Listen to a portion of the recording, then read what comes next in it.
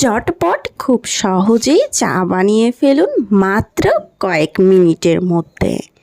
So জানতে হলে দেখতে হবে ফুল ভিডিওটি। প্রথমত আমি কিছুটা পরিমাণ পানি নিয়ে নিয়েছি। অবশ্যই আপনারা আপনাদের পরিমাণ মতো পানি নিয়ে নেবেন। যদি 2 কাপ চা বানান সেক্ষেত্রে 4 কাপ অথবা 3 কাপ পানি দেবেন।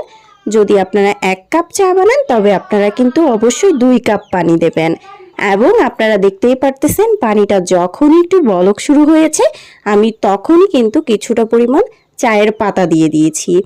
যারা চা পাতা বেশি খান তারা কিন্তু একটু বেশি দিয়ে দেবেন, যারা মিডিয়াম খান তারা মিডিয়াম দিয়ে দেবেন। যখন চা পাতাটা হয়ে গেছে আমি কাপটি রেডি করেছি। আমি 1 কাপ চা বানাবো।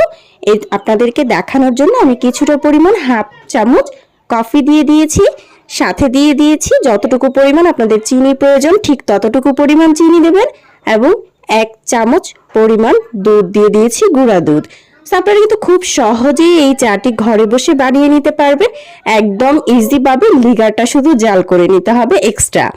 তো এখন কিন্তু লিগারটা যেহেতু জাল হয়ে গিয়েছে আমি কিন্তু প্রত্যেকটি মিশ্রণের সাথে খুব ইজি ভাবে ছাঁকনির সাহায্যে ছেঁকে আমি তো চাটাকে ঢেলে নিয়েছি। ঠিক এখন সবকিছু নেড়ে চেড়ে আমি সুন্দর একটি ফ্লেভার পাচ্ছি। প্লাস চাটা কিন্তু দেখতে অনেক বেশি চমৎকার হয়েছে এবং যখন সবকিছু মিক্সার হয়ে যাবে আপনি অল্প একটু নিয়ে চামচের সাহায্যে একটু টেস্ট করে দেখবেন চিনির পরিমাণ সবকিছু ঠিক আছে কিনা। সো আশা করি আজকের এই চা বানানোর রেসিপিটি আপনাদের অনেক ভালো লেগেছে। আল্লাহ হাফেজ।